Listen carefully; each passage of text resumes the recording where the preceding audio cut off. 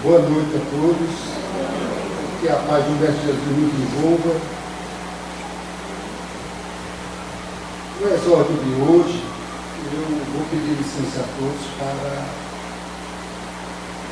não comentar sobre felicidades e infelicidades, e sim sobre as provas diárias que nós, quando assumimos a condição de espírita, possamos nos colocar na condição de homem de bem, possamos nos colocar numa condição em que não tenhamos dúvida sobre nossa conduta, porque diariamente, sistematicamente, minuto a minuto, somos assediados por vários fatores. Primeiro, pela nossa condição moral, e aquelas propostas que nos chegam são ficar ou não ficar com a dita oportunidade. Então, ser espírita nos traz uma oportunidade de nos provocarmos. O mundo lá fora é o que eu aceito, eu contribuo para esse mundo lá fora, o meu mundo íntimo também está em desequilíbrio, e acaba sendo até o tema, né? Felicidades e infelicidades. Mas o mais importante é que não seja por provas voluntárias, que não seja simplesmente por nossas decisões. Se tenhamos que passar por elas, passaremos de cabeça erguida, mas não contribuir mais para aumentar essa carga que ainda desconhecemos. Então, a área de engenharia mesmo, ela foi quase extinta no país, porque nós, engenheiros, né, em diversos setores, cada um contribuiu de alguma maneira para que a corrupção se alastrasse de maneira tal. Como outros médicos contribuem para o aborto, como outros advogados contribuem para o aprisionamento de quem quer que cometeu ou não cometeu. Então, a reflexão para a nossa profissão, todos nós temos uma profissão, é que se fosse o Cristo, que decisão ele tomaria? Que caminho ele tomaria? Carla sempre nos lembra a todos, né, que quer bons conselhos, peça bons espíritos, atraia bons espíritos, quer boas oportunidades, decida pelas melhores oportunidades. Mas o meu nível de ignorância não permite eu observar onde estão essas oportunidades.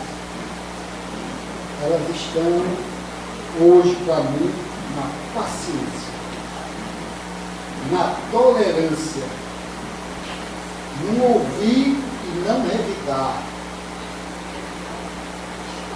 em não mais se embriagar, em não mais se relacionar só pelo sexo, ter a responsabilidade emocional, né? Respeitar aquela outra pessoa. Então, as possibilidades de acertos, eles serão frutos das nossas escolhas diretamente. Quando insistirmos em não, comigo eu posso, não vai acontecer sim. Pai João de Angola, no seu livro Fala Preto Velho, ele nos diz que pressão todos nós temos. Pressão pelo desemprego, pela escassez de dinheiro, pela falta de oportunidade. Agora, obsessão é quando a gente abre a porta, é quando a gente permite essa prova. Quando nós já trazemos a expiação, não. Essa não vai ter que trabalhar durante a encarnação. Mas a prova diária e a prova voluntária, essa nós temos como gerenciar. Olha aquele engenheiro que, na hora que foi pressionado, assina ou não esse laudo, mas vai desabar, vai morrer com outras pessoas. Fala, mas ninguém está vendo, eu não estou vendo o risco. Quem for técnico, estude, se responsabilize pelos riscos que vai assinar. Quem for advogado, pelas petições de cada um. Quem for motorista, pelo nível de velocidade que vai empregar. Quem for psicólogo, pelos conselhos que assim irá relatar. Então, as provas voluntárias, para que ela sirva, já temos experiência demais. Se olharmos ao retrovisor, aos 51 anos hoje, por onde eu já caminhei, por onde hoje eu quero caminhar. Então é esse o convite desta noite, de melhorar nossas escolhas. Não precisamos comentá-la com ninguém, porque da mesma forma que o encarnado escuta, o desencarnado materializado, ele está tão próximo que ele cria até ruído nessa comunicação. E às vezes a sua decisão sai embaralhada. Então, peçamos ajuda ao nosso anjo da guarda nas horas das decisões que ainda temos incertezas, mas possamos desenvolver a nossa fé. Sabemos que o nosso anjo da guarda está ao lado para sim nos auxiliar nessas tomadas de decisões.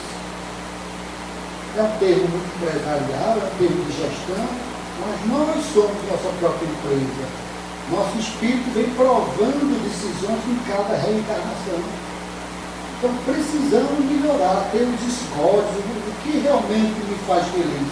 É dormir cedo? Então durma cedo. É acordar mais tarde? Se for possível, acorde mais tarde. Não seja irresponsável, nem preguiçoso. Né? Procrastinar, não. Mas se você tem dificuldade, busque o trabalho que naquele melhor horário você produz. Se você produzir à noite, busque um trabalho que você melhor produz à noite. Não busque parâmetros, porque fulano faz assim, eu faço assim. Não. Busque o que realmente lhe traz a felicidade em ser filho de Deus, lhe traz a felicidade de olhar no olho em si mesmo, frente no espelho e dizer, eu estou fazendo tudo com a convicção que é o meu melhor. Então, enquanto eu não tenho a convicção que é o meu melhor, eu ainda durmo satisfeito. Mas, todas as vezes que eu coloco essa condição de fazer o meu melhor, é sono dos justos. É dormir de roncar. Então, não percamos o sono pelas provas que adquirimos por contrariedade, por briguinhas. Vamos perder o sono, como matar a fome da população? Vamos perder o sono, como vamos proteger aqueles que estão aprisionados? Quase 800 mil pessoas num guetos, né? Os presídios são guetos medievais. A prostituição nas avenidas é absurdo. Então vamos realmente perder o nosso sono para o bem comum, para perder o nosso sono por causa de uma duplicata, porque atrasou, porque nosso espírito ele é tão aguerrido que ele está adormecido. Então é um bom combate. Façamos justiça por nós mesmos, se erramos, pedimos desculpas. Se precisamos silenciar, iremos silenciar, mas tenhamos sempre essa certeza. Nós estamos aqui hoje para doar o nosso melhor, todos nós juntos, ouvindo nossa irmã, que vai facilitar o nosso entendimento. E aqueles que nos trouxeram até aqui também sejam acolhidos com o nosso melhor, que a espiritualidade sim vai dar o melhor que ela tem também. Então, não tenhamos dúvida. Se hoje não resolvemos uma desobsessão, é porque o espírito ainda não está maduro, está precisando da nossa ajuda através de atitudes, de gestos, de respeito e até mesmo do silêncio. Então, é esse o convite para todos nós, que possamos fazer o nosso melhor. Com a certeza da presença do Cristo de Deus, com a certeza da presença de Manuel Quintão e seus prepostos, com a certeza do anjo da guarda de cada um dos indivíduos encarnados nesta casa, Pedimos a Ti, Senhor, a Tua permissão para iniciarmos os trabalhos na paz, tranquilidade e com a certeza que iremos doar o nosso melhor. Uma palavra da nossa irmã Carla Júlia. Boa noite, pessoal. Nós escolhemos o tema Escala Espírita. Já publicamos alguma coisa sobre isso lá no Face, porque é um assunto muito importante para todos nós que somos estudiosos da doutrina espírita. E essa escala espírita ela está contida no Livro dos Espíritos, ela é o resultado de uma análise, de uma observação minuciosa e detalhada de Allan Kardec sobre a identidade dos espíritos. Esses espíritos que se comunicam conosco, que muitas vezes nós não sabemos distingui-los quanto à veracidade ou não de suas comunicações. E para quem estuda um pouco a doutrina dos espíritos, sabe muito bem o quanto que Allan Kardec, utilizando-se do método da universalidade das comunicações, ele fez o comparativo dessas mesmas comunicações através de diferentes meios, em diferentes lugares. Então, uma preocupação de Allan Kardec era trazer para a doutrina dos espíritos exatamente uma clareza maior sobre a identidade dos espíritos. Nós sabemos que o espírito, na sua essência, ele é criado simples e ignorante. Ou seja, nem ele é tendencioso para o bem nem para o mal. À medida em que ele vai passando por sucessivas experiências reencarnatórias, através do seu livre-arbítrio, ele vai tendendo para utilizar esse mesmo livre-arbítrio, tanto para o bem quanto para o mal. Para nós que trabalhamos nas desobsessões, nem sempre é fácil identificar. Desculpe, pessoal, a minha garganta, viu? Eu vivo eternamente com essa garganta ruim. Nem sempre é fácil identificar a natureza dos espíritos. Até porque muitos desses espíritos nos utilizam mediunicamente e eles dizem exatamente o que eles querem dizer. Isto não necessariamente o que é dito significa a verdade. É muito fácil ludibriar a boa vontade do outro. É muito fácil enganar o outro, independentemente do outro ser trabalhador da casa espírita ou não, ou mesmo frequentador. Então eu achei por bem trazer esse tema porque muitas pessoas desconhecem essa escala espírita. E essa escala espírita foi o trabalho de Allan Kardec, minucioso, de análise das diferentes comunicações através de diferentes meios, de diferentes lugares. E eu vou trazer para vocês exatamente o que é essa escala espírita. Da mesma forma que nós somos diferentes entre nós, uns são mais propensos para a intelectualidade, outros para a moralidade. Uns são mais maliciosos, outros são mais ingênuos. Uns são mais intelectualizados, mais inteligentes, outros menos intelectualizados. Também assim ocorre no mundo espiritual. Não se diferencia.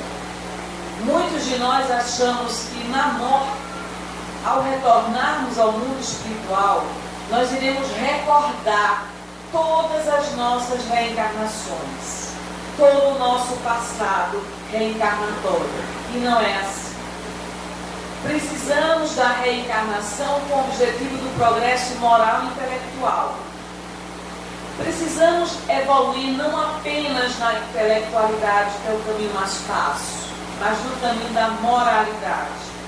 Esse caminho da moralidade não é tão simples, porque seremos colocados à prova diariamente sobre o que nós dizemos ser verdadeiro ou não, se o que nós dizemos é coerente com os princípios do Cristo ou não, e se nossas atitudes se contrapõem ou não à mensagem libertadora do Mestre Jesus.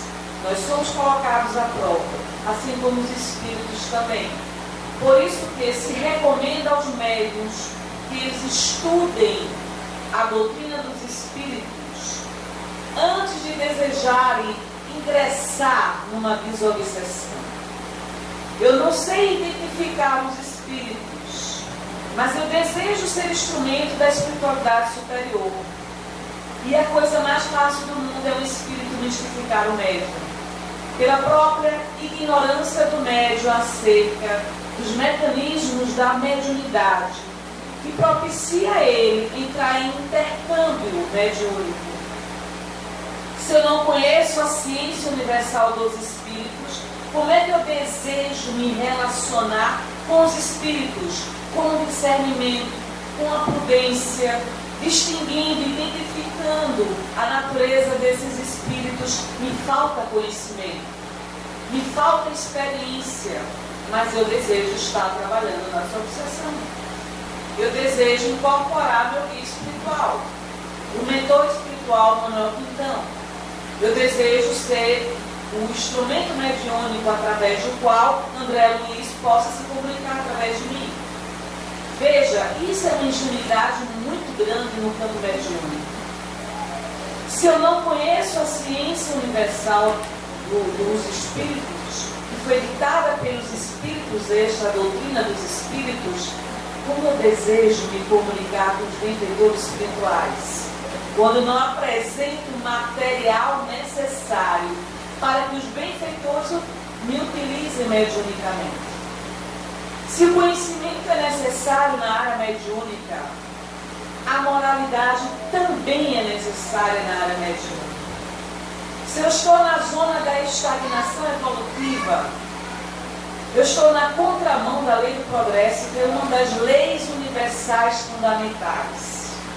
Como médium, eu desejo me oferecer mediunicamente no intercâmbio mediúnico, eu estou estagnada moralmente ou intelectualmente.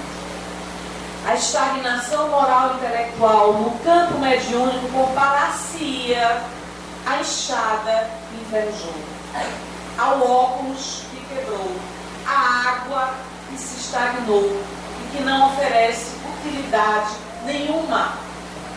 O médium necessita progredir moralmente e intelectualmente.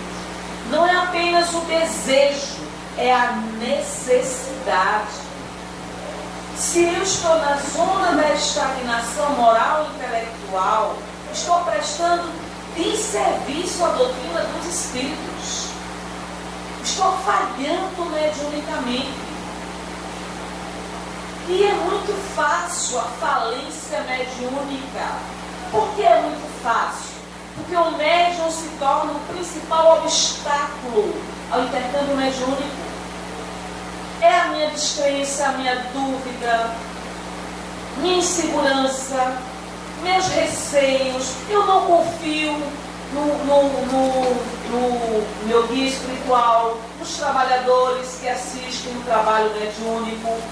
Eu estou servindo como obstáculo para que o mundo espiritual me utilize mediunicamente. Ah, mas eu desejo trabalhar como médium. Deseja trabalhar como médium? Se esforce, se dedique, se aprimore. Eu passo uma semana inteira sem estabelecer intercâmbio espiritual. Não ofereço sintonia com o meu guia espiritual na reunião mediúnica que eu quero que meu guia espiritual me utilize. Não é possível. Estou numa frequência vibratória totalmente aquém do que a equipe espiritual precisaria que eu estivesse. Estou vibrando na vibração da rádio AM, quando eu deveria estar numa rádio FM. Não há sintonia, não há veracidade do fenômeno mediúnico. Eu serei um obstáculo à minha mediunidade e prestarei de serviço ao trabalho mediúnico, do grupo mediúnico, do trabalho de assistência mediúnica da casa espírita. Então nós precisamos do conhecimento, sim, porque o conhecimento é a nossa formação, é o que nos dará a prudência, o discernimento, a maturidade, a sabedoria para distinguir quem se comunica pelo nosso intercâmbio mediúnico ou não. E isso só o tempo, As experiências se somam ao aprendizado, ao burilamento deste médium, que é falível por natureza, que comete erros diariamente, em decorrência das suas imperfeições morais e intelectuais, e ele vai se aprimorando lenta e gradativamente. Estamos suscetíveis a cometer erros diariamente, apesar da influência positiva dos seus guias espirituais. Então, fazendo esse preâmbulo, nós queremos mostrar para vocês que nós somos seres humanos vivendo uma experiência espiritual. Esse invólucro material é um empréstimo concedido misericordiosamente pela graça de Deus para que nós possamos evoluir espiritualmente. Se nós necessitamos urgentemente evoluir espiritualmente, o que estamos fazendo no tempo que nos é concedido todos os dias? Estou na sonolência espiritual, na sonolência do progresso espiritual, porque ainda não arregacei as mangas para trabalhar como eu deveria trabalhar, não me permitindo mais cometer as mesmas falhas que eu cometo como aluno negligente, recapitulando, repetindo as mesmas provas. Não é possível. E aí vem a dor. E aí nós convivemos com pessoas que intelectualmente ou moralmente são superiores a nós. E somos testados em todos os sentidos. Porque nessa diversidade, nessa heterogeneidade evolutiva, existem pessoas que trazem um arcabouço, que traz um acervo de conhecimentos infinitamente superiores ao nosso, muito mais evoluídos que nós. E nós temos que agradecer a convivência dessas pessoas. Então nós estamos vivenciando uma experiência espiritual encarnados no mundo material, com um objetivo claro: progredir moralmente e intelectualmente. Preciso prestar contas desse progresso todos os dias. O que eu fiz de bom hoje, o que eu fiz de negativo hoje, que me arrependo, que me envergonho, o que eu poderei fazer amanhã. Então vem no nosso processo de disciplina espiritual a autoinvestigação, a autoanálise, a autoavaliação, com o aluno dedicado ao processo do próprio aprimoramento espiritual. Esse evoluirá mais rapidamente, porque ele não é negligente com relação às suas falhas. Ele é crítico, ele se auto-observa, identifica os pontos negativos da sua personalidade. Então nós estamos, enquanto espíritos encarnados, neste corpo material com um objetivo claro. Trouxe para vocês aqui um quadro de evolução espiritual. E esse quadro de evolução espiritual, ele é muito claro. Ele nos mostra que quanto maior a animalidade, menor espiritualidade. Quanto maior o apego à materialidade, menos espíritos seremos. Menor espiritualidade vivenciaremos. Porque estamos impregnados pela matéria densa, que nos tolda a visão, nos interdita a visão espiritual, nos impossibilita a vivência espiritual. Maior animalidade, menor espiritualidade. É isso que esse quadro nos mostra. Se a minha animalidade é maior e superior ao meu processo de espiritualidade, tenho que correr atrás do prejuízo. Porque já desperdicei muito tempo em outras reencarnações. Então, nesse quadro, nós encontraremos exatamente o esforço que temos que realizar para alcançar a angelitude espiritual, que não se alcança numa encarnação única. Não é possível. Não é possível. Nós estamos dando um passo atrás de outro passo, lentamente, nessa fieira evolutiva espiritual. Existem aqueles que andam mais rapidamente? Existem. pela boa utilização do livre-arbítrio. Existem aqueles que recapitulam, reincidem, que precisam repetir inúmeras vezes a mesma prova, porque não aprenderam a lição fundamental. É isso que esse quadro nos mostra. Próximo quadro. Nessa pirâmide nós encontraremos a escala evolutiva do espírito. A identificação evolutiva do espírito. Não precisam se preocupar em ler nada, que a gente vai apresentar bem detalhadamente, item por item. Então, Allan Kardec nos apresenta 3 ordens de espíritos, tá certo? E essa terceira ordem de espírito nos fala exatamente o quadro evolutivo deles. Na terceira ordem, há o predomínio da matéria sobre o espírito. E esse predomínio da matéria sobre o espírito o leva à propensão ao mal, à prática do mal. Se a matéria predomina em mim, seria uma criatura extremamente egoísta, egocêntrica, primeiro a minha necessidade. Tornando-me propenso ao mal, desencadearei outras atitudes que são nefastas e contrárias à lei do progresso a que estou destinado. Então, nessa terceira ordem, existe a predominância da ignorância, do orgulho, do egoísmo, da vaidade e todos os sentimentos rasteiros que nós precisamos combater. Nessa terceira ordem, o espírito não despertou para a necessidade da prática do bem. Pelo contrário, ele é propenso à prática do mal. Ele deseja a prática do mal. E nós encontraremos nessa terceira ordem várias categorias que iremos apresentar, se der tempo, né? Na segunda ordem existe o predomínio do espírito sobre a matéria.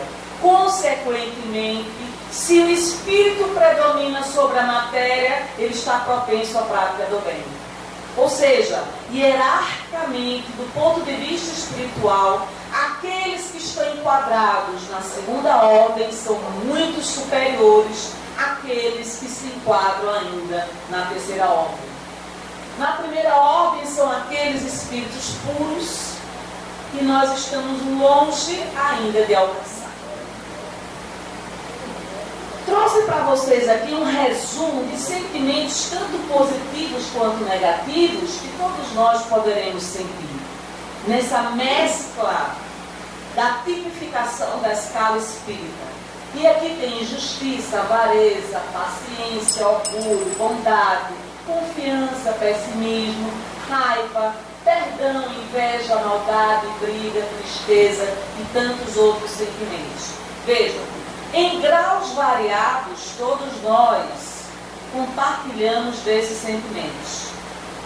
Isso quer dizer que nós temos uma luta exaustiva para erradicar sentimentos negativos da nossa natureza, que nós, pelo livre-arbítrio, optamos por desenvolver esses sentimentos. Nenhum desses sentimentos nós fomos criados com eles, os negativos principalmente. Nós optamos por esses sentimentos e hoje sofremos as consequências deles. O que são espíritos imperfeitos? Aí vocês me permitam fazer uma leitura breve aqui. Predominância da matéria sobre o espírito, tem intuição de Deus, mas não o compreendem. Se não compreendem a natureza de Deus, não o sentem dentro de si, estão desconectados da divindade. Propensão ao mal, à ignorância e todas as más paixões. O caráter se revela pela linguagem.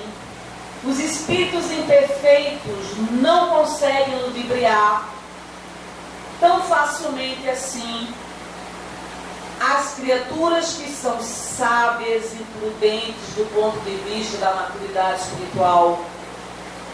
Eles veem a felicidade dos bons, mas essa felicidade é um tormento para ele, porque lhe é interditada a felicidade.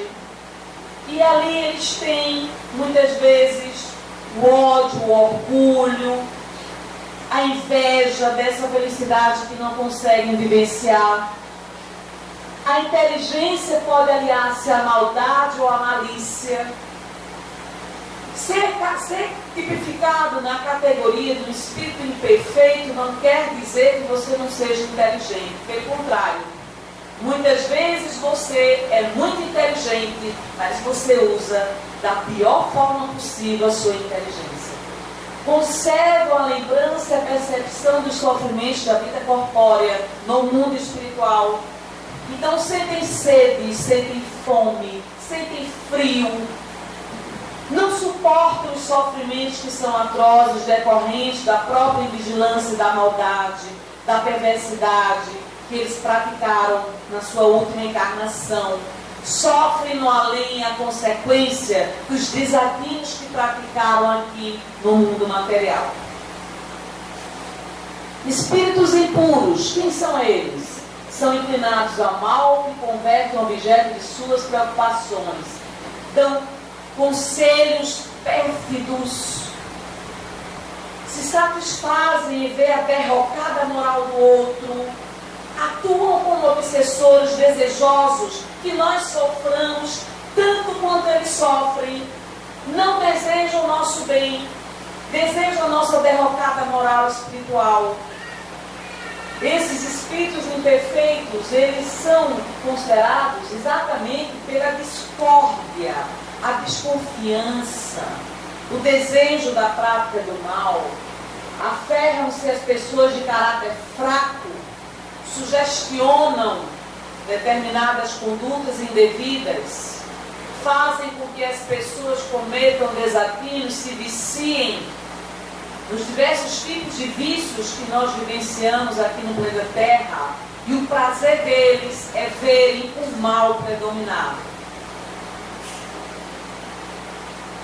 Tem uma trivialidade, uma grosseria na linguagem, porque não conseguem utilizar o próprio conhecimento de uma forma sábia.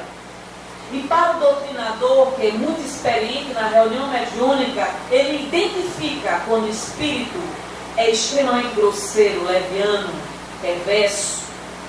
Ele sabe identificar a natureza espiritual do espírito. Não necessariamente apenas pelo que o espírito fala, mas pela sutileza dos fluidos que o espírito emite. E isso exige maturidade mediúnica. Muitas vezes o médium que não tem essa experiência mediúnica facilmente é enganado pelo próprio espírito. Todos nós estamos sujeitos a isso. Mas a natureza fluídica do espírito identifica ele. E para um olhar perscrutador, observador, o médium identifica quando é um embusteiro, quando é um falso profeta da espiritualidade, quando é um mistificador, que quer ludibriar a boa fé dele como médium, do doutrinador e do consulente que senta ali para o tratamento da desobsessão. E eles fazem o mal pelo prazer da prática do próprio mal. Espíritos levianos. Quem são esses espíritos levianos? São aqueles inconsequentes e irresponsáveis, que não medem a consequência do que falam, do que fazem, e a consequência das próprias atitudes. Esses espíritos levianos são zombeteiros, malévolos, ignorantes.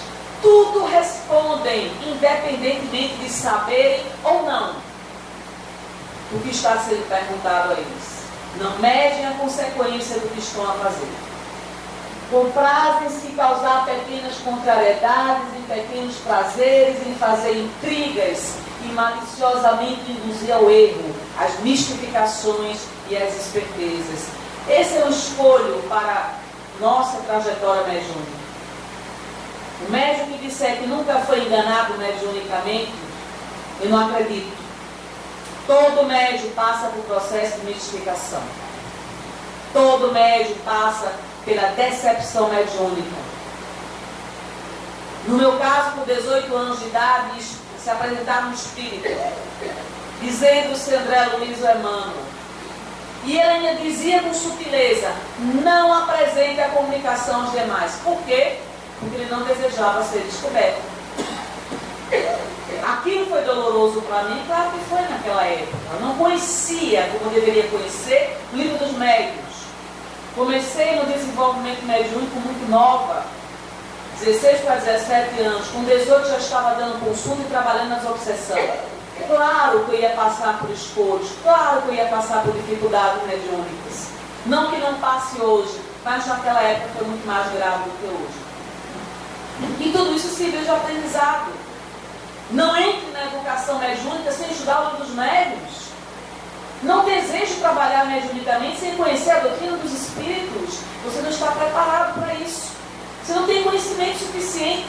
Vai ser enganado tantas e tantas vezes, quantas se fizerem necessárias. Porque você não tem discernimento, não tem prudência, não tem experiência mediúnica, não sabe identificar fluidicamente a natureza e identidade dos espíritos. Ou seja, está nas mãos dos espíritos. E eles vão fazer com você o que bem entender. Apesar da sua boa vontade. Apesar do seu desejo de se dedicar. Se tomam nomes supostos, fazem no mais por malícia do que por maldade. No caso dos espíritos levianos. E esses espíritos pseudo-sábios? Eles pintam e bordam com os médiuns, pintam e bordam com as casas espíritas, desejam a derrocada dos médiuns. Me lembro de uma vez, né, Cláudio? Dei uma palestra aqui, cheguei na desobsessão, o espírito deu gargalhada. Diz: eu vou colocar você à prova, para que você prove o que você prega em tribuna. Falsa profeta do mundo material, ainda fui chamada assim. Sim, esses espíritos pseudo-sábios são capazes de utilizar o conhecimento para prejudicar os trabalhadores da casa espírita. Prejudicar não apenas os trabalhadores da casa espírita, mas todo e qualquer trabalhador do Cristo. E eles prejudicam mesmo se não formos vigilantes, se não formos disciplinados, espiritualmente falando. Então eles se utilizam de uma sabedoria, de uma pseudo-sabedoria para dominar e predominar teoricamente. E se utilizam de palavras burlescas muitas vezes, de palavras que são palavras bonitas para fascinar, encantar as pessoas que estão ouvindo eles ali. Mas se você aprofundar o diálogo, você vai observar que vão entrar em contradição. E você vai observar o nível do conhecimento daquele espírito que se apresenta como pseudo-sábio. Aliás, como profeta, como um intérprete de Deus, mas na verdade um pseudo-sábio. Espíritos neutros, que são esses espíritos neutros? Todos esses aqui são na terceira categoria, viu, pessoal? Espíritos neutros são aqueles que nem fazem o bem, nem fazem o mal. E por não fazerem o bem, já praticam o mal por si mesmos. São aqueles que não se comprometem absolutamente com nada, que não utilizam os potenciais, as suas competências para o progresso seu e das demais pessoas. E os bons espíritos? Quais são as características dos bons espíritos? São esses que nós desejamos junto a nós. Predominância do espírito sobre a matéria, o desejo do bem. O bem predomina, quer nas palavras, nas atitudes, nos pensamentos, enfim, o bem está instalado na questão evolutiva desse espírito. Então, a presença dele junto a nós já nos proporciona enorme bem-estar. Suas qualidades e poder de fazer o bem são proporcional ao grau já atingido. Ou seja, alguns são mais adiantados moralmente, outros intelectualmente, mas já estão na segunda ordem, que são os espíritos bons. Uns têm ciência, outros sabedoria e bondade. Os mais adiantados reúnem o saber e as qualidades morais. Esses já estão quase entrando na primeira ordem dos espíritos superiores. Compreendem Deus o infinito e já desfrutam da felicidade dos bons. Sentem-se felizes pelo bem que fazem e pelo mal que impedem. Sentem prazer em ajudar as pessoas. Sentem uma enorme satisfação em realizar o progresso das pessoas com as quais convive. Compreendem Deus o infinito e já desfrutam da felicidade dos bons, ou seja, menor materialidade, maior espiritualidade, o bem predomina, já lhe isenta de muitas provas e expiações, de muitos sofrimentos voluntários. Por quê? Porque o mal já não exerce tanta influência sobre ele. Tá certo? Todos têm ainda que passar por provas até atingir a perfeição absoluta. Estão ainda sujeitos a reencarnarem, precisam das provas e expiações, mas eles já exercem sobre si autocontrole, autodomínio. Exercendo autocontrole e autodomínio, utilizam melhor o livre-arbítrio. Quando encarnados, são bons e benevolentes para com seus semelhantes. Não são movidos, isso aqui eu achei fantástico, não são movidos pelo orgulho, não são movidos pelo egoísmo, pela ambição, não experimentam ódio, nem rancor, nem inveja ou ciúme, e faz o bem pelo bem. Talvez estejamos ainda longe dessa condição aqui evolutiva, não é? Ou seja, o bem predomina. Não tem espaço para a prática do mal. Espíritos benévolos. Quem são os espíritos benévolos? A bondade é eles a qualidade predominante. Comprazem-se em prestar serviços aos homens e os proteger. Quem tiver um ente familiar, um amigo no mundo espiritual, que se enquadra nesta categoria, agradeça de joelhos. Obrigada, esse amigo. Muito obrigada por você me proteger, por você me ajudar. Muito obrigada por você ter esse vínculo afetivo por mim, se interessar por mim. Então, o sentimento de gratidão nosso deve existir, porque eles nos protegem. Eles nos ajudam com bons conselhos. Nas nossas dores, nas nossas dificuldades, são eles que muitas vezes nos aliviam. São eles que muitas vezes estão à cabeceira da nossa cama. Nos momentos de tormenta, estão lá passando a mão na nossa cabeça e dizem assim para nós: tudo passa. Tenha fé em Deus. Eu estou junto de você. Um amigo dessa qualidade, nessa lealdade, nós temos que agradecer a Deus. Quantas vezes, na nossa ignorância, na nossa invigilância, não nos apercebemos da presença deles. E nos achamos abandonados, entregues à sorte, ao destino do sofrimento, quando eles, muitas vezes, nos carregam. O espírito benévolo nos emociona a alma. Porque o sentimento de benevolência que ele tem para conosco é algo impressionante. Eu recebi uma comunicação de um espírito de alto poder magnético, em que ele utilizava a inteligência dele para o bem, porque já era moralizado. Ou seja, ele era superior ao espírito benévolo. E ele falava da importância de nós praticarmos o bem. Nós estamos na casa espírita, fazermos o bem, quebrarmos as nossas arestas, confiarmos uns aos outros, nos tornarmos mansos e pacíficos de coração, que não é fácil, não é fácil para nós. O poder magnético dele, ele trabalhava com magnetismo e ele se apresentou como um dos nossos instrutores. Viu, Cláudio? Lembra, doutor Ciro, daqueles espíritos do esoterismo? Se apresentou como um dos nossos instrutores na área mediúnica, nós trabalhadores da desobsessão. Incrível o poder magnético daquele espírito, a força espiritual daquele espírito.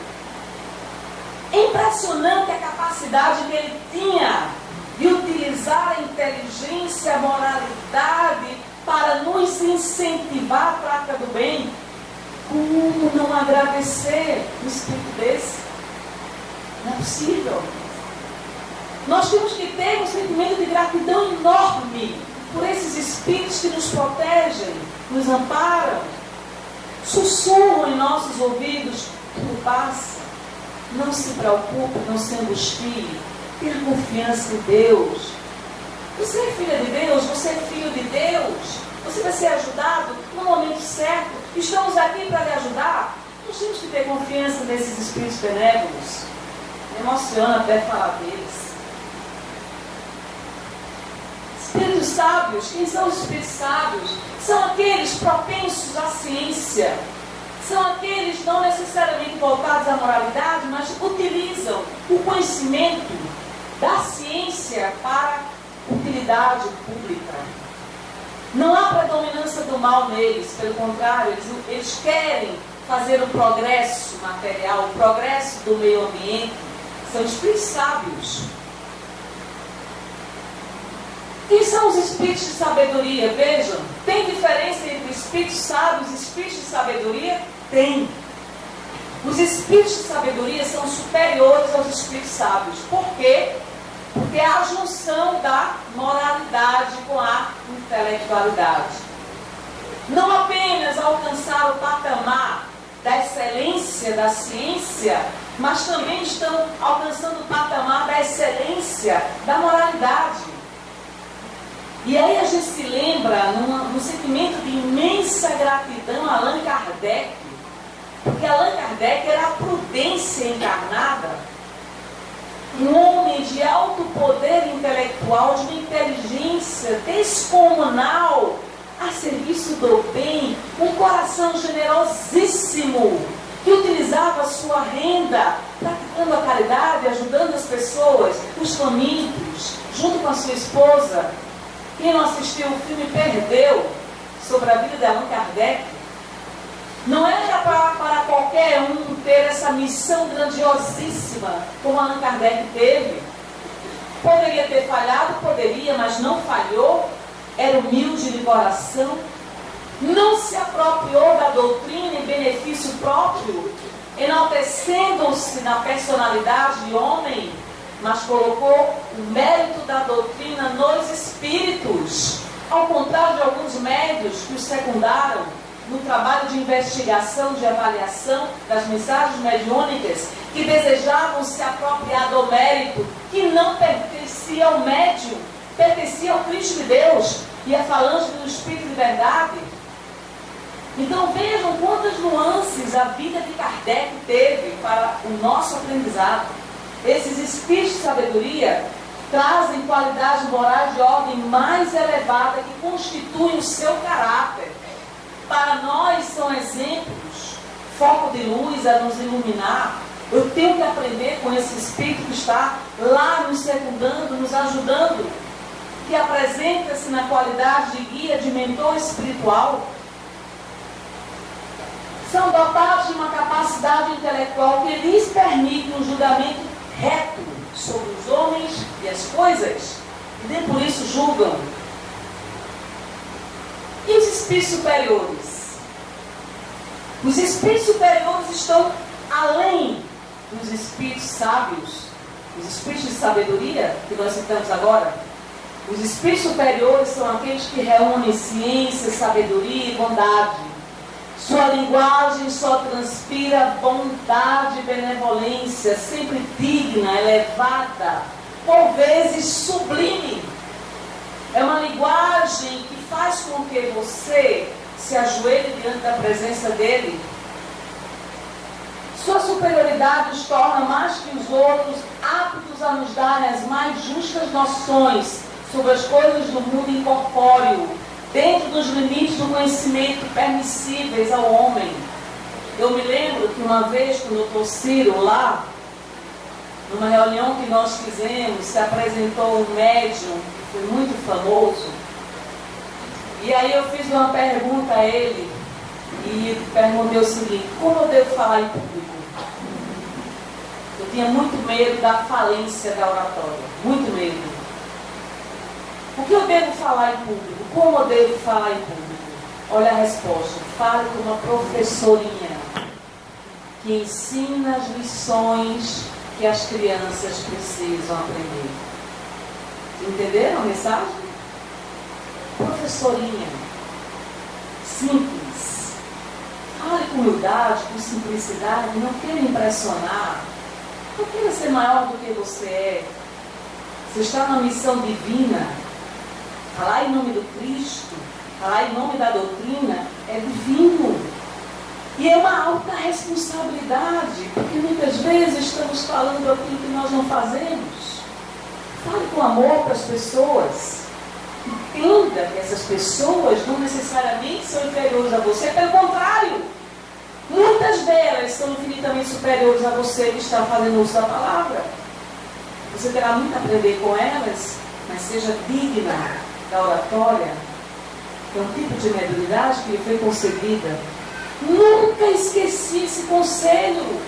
Nós não estamos numa tribuna, numa plateia para aplausos, enaltecimento da nossa personalidade. Nossa personalidade pouco importa. O que importa é a mensagem do Cristo. É Ele que merece nossos aplausos, não nós. Coitada, trabalhadora falível, que comete tantos erros todos os dias. Não quer impressionar as pessoas, você não precisa de aplausos, mas você precisa passar a mensagem do Cristo com simplicidade. Com simplicidade, com sentimento, com afeto. A teoria não consegue sensibilizar as pessoas puramente. Mas a carga de amor que você emite, essa teoria, essa linguagem, toca profundamente as almas. É esse o desafio do orador espírita? Tocar as almas, despertar as nossas consciências. Todos nós estamos no mesmo barco. E aí vejam como é importante nós aprendermos as características dos espíritos superiores. Comunicam-se de boa vontade com os de boa fé, que buscam a verdade. O que mais? Cuja alma seja bastante desprendida dos laços terrenos para compreender, mas afastam-se dos que são movidos pela curiosidade, ou que por influência da matéria se desviam da prática do bem. Ou seja, os espíritos superiores não se comunicam de bom grado com aqueles que são movidos apenas pelos interesses pessoais, apenas pela curiosidade, e que não são compatíveis com a grandiosidade da mensagem que o Espírito Superior irá passar.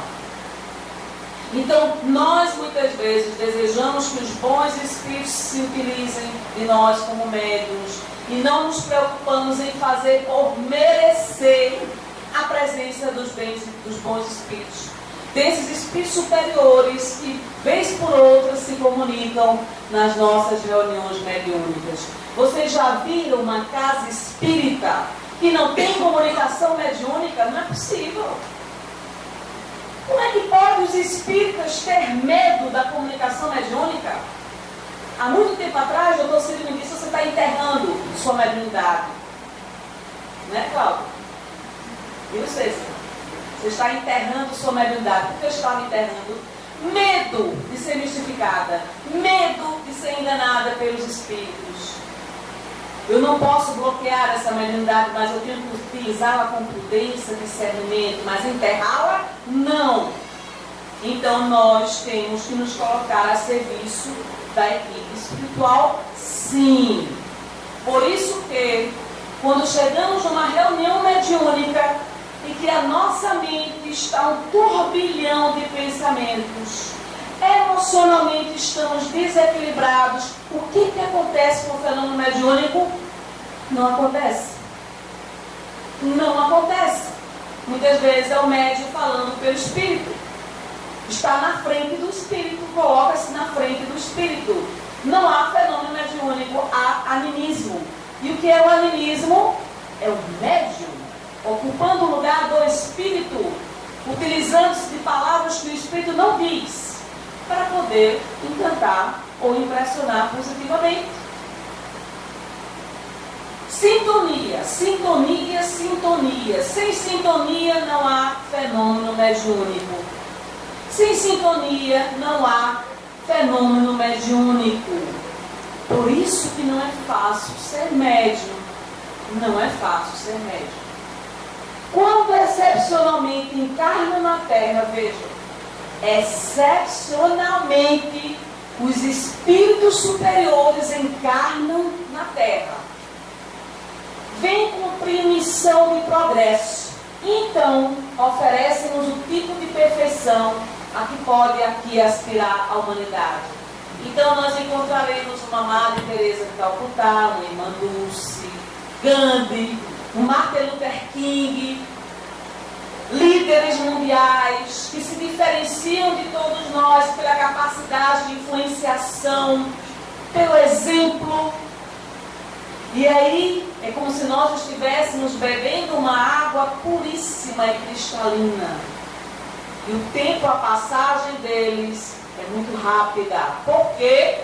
Porque não necessitam estar encarnados, diferentemente de nós. E quando encarnam, não desperdiçam tempo, porque o projeto deles é quem? A humanidade. Não é fulana nem beltrana, é a humanidade, família planetária. São esses espíritos superiores que nós desejamos conviver. Primeira ordem, finalizando a nossa apresentação. Consegui. Primeira ordem, puros espíritos. Quais são as características gerais? Nula influência da matéria, superioridade intelectual e moral em relação a todas as outras ordens de espíritos. Percorreram todos os degraus da escala e se despojaram de todas as impurezas da matéria. Espíritos puros, foco de luz, da ordem crística, da ordem de Cristo de Deus. Esses espíritos puros são estrelas a desencadear o progresso dos planetas. Assumem sobre si a responsabilidade do progresso, tal qual é o Cristo de Deus, o espírito mais evoluído que reencarnou no planeta Terra, a quem cabe a missão do progresso deste planeta, a quem nós devemos orar todos os dias, buscando o seu exemplo.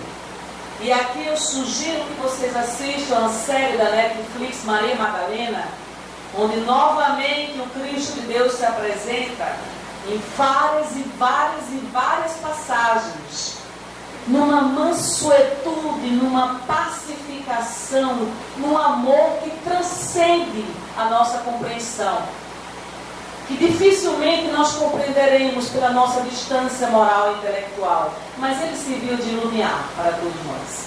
Que Deus nos abençoe hoje sempre. Muito obrigada pela paciência.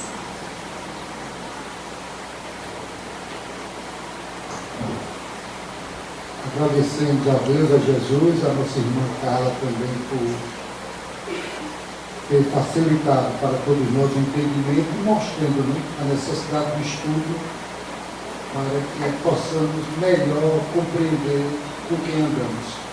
Vamos pedir ao nosso irmão Abel para que, em nome de todos, faça a prece de agradecimento.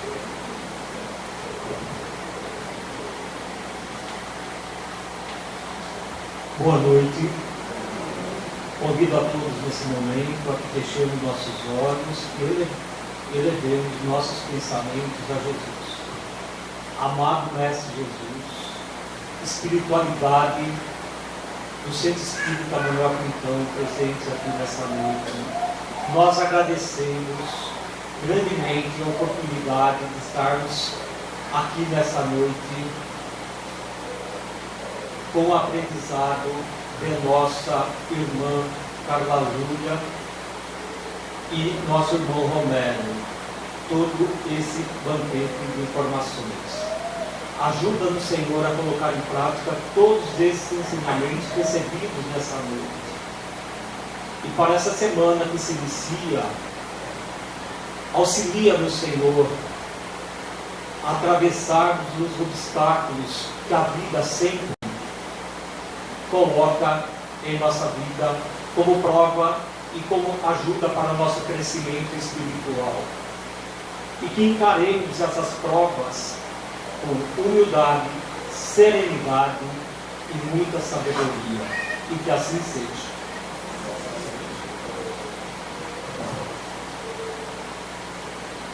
Em nome de Deus, em nome do Mestre Jesus, agradecidos, pedimos também que, por gratidão, permaneçamos em silêncio para que o trabalho possa fluir com a tranquilidade esperada. Seja feita sempre a vontade de Deus, hoje, agora e sempre.